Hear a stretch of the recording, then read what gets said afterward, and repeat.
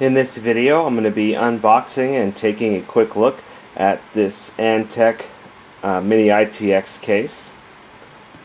So this is the Antec 25 and it's a ISK110 VESA. So this, as the name would imply, will mount on the back of a standard VESA mounting plate like on a monitor.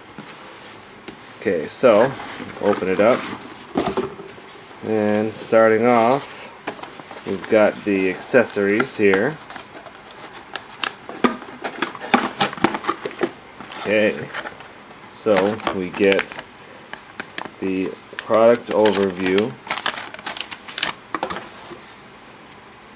Oh, I see. This is an insulating strip here for installing the hard drives. We've got a power connector. This has a built-in power supply, not a typical power supply. It's got, we'll get into that later, but it's got one of those funky ones, those real tiny high efficiency ones. So basically here we're gonna get a 24-pin connector out of it and a 4-pin CPU power and 2 SATA power and then 1 Molex.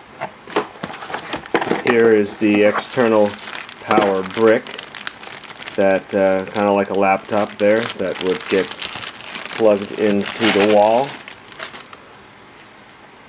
there. So this power supply is in the case is quite similar to what you would get in a laptop. Here is a mount to mount it like on a desk up here. Then we have the other side of the power cord and some miscellaneous screws. Now we have the unit itself inside some pretty good foam and then in plastic as well. So here's a look at it. If I can back off just a hair. There we go. Okay, so there's a look at the front of the case.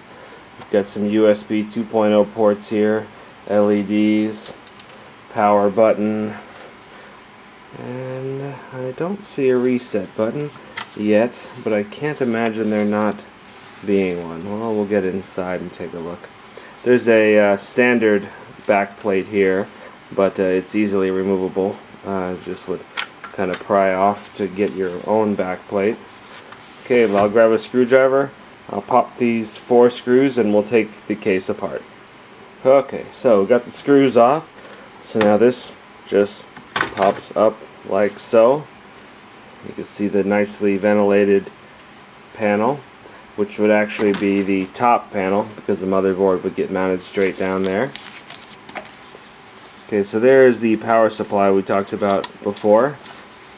Plugs right into there, goes to the brick, to the wall, and then up here you would attach, get some of this out of the way. There we go.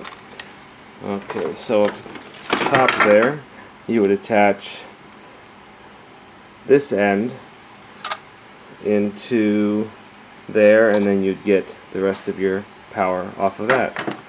So that's kind of how that works. Then we've got the power LED, power switch, hard drive LED, and I am actually not seeing the reset switch, which is kind of weird, but I guess we don't have to have a reset switch, so yeah, okay. And then so that kind of rounds out the inside. See pretty easily. This does not hold much. I mean, the ITX board is gonna fit, you know, right there, like big as my hand. And so yeah, that's about all you get in here. Obviously, no optical drive, no optical bays, but we will get on this back side here. If you take this off with these 4 screws, then you can mount 2 2.5-inch drives there. You can tell they'll fit just underneath the motherboard tray, so that'll be perfect for a single SSD. Wouldn't create much heat, wouldn't have a problem being squinched up against the motherboard tray.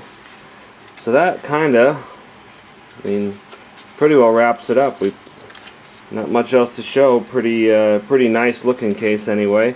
It doesn't feel very heavy, so it would be a lightweight build. All passive cooling, no fans are included.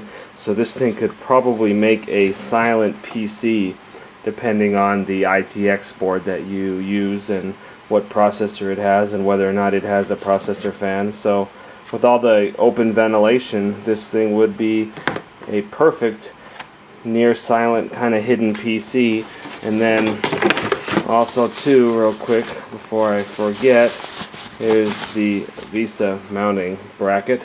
So the PC would actually mount here, and then this back panel would go up against the monitor, and then you would have your mount and PC and monitor all in one unit. So all then you'd need is a keyboard and mouse, and you'd be ready to rock and roll.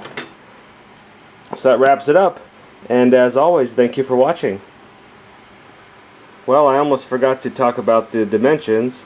Most people looking at a mini ITX case are looking for it for, you know, the size reasoning. So here we go. We've got a 4-pound net weight and almost a 5-pound gross weight. 8.7 inches high, 3.1 inches wide, 8.4 inches deep. And then the dimensions with the VESA mount, 8.9, 3.4, and 8.4. So it just gains just 0.2 inches higher with that VESA mount installed. Okay, so now that wraps it all up.